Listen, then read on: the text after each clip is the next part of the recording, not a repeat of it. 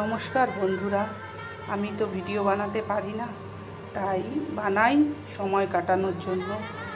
আজকে বানাবো পুঁটি মাছ। আমাদের এখানে খুব সুন্দর পুঁটি মাছ পাওয়া যায়। পুঁটি মাছ দিয়ে ডাঁটা দিয়ে পুঁটি মাছ, ডাঁটা, আলু আর কাঁচা লঙ্কা আর জিরা বাটা। কড়াই গরম হয়ে গেছে, তেল দিয়ে দিয়েছি, মাছটা দিয়ে দিব। সব মাছগুলো ভেজে নিয়েছি। মাছগুলো এত ভালো, প্রত্যেকটা মাছে ডিম আছে।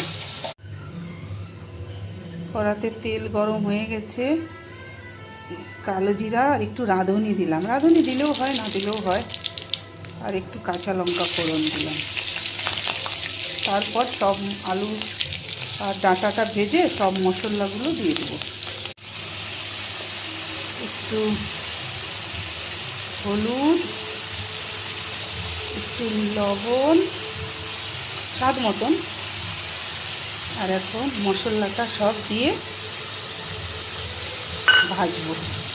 মশলা ভাজা হয়ে গেছে, এখন জল,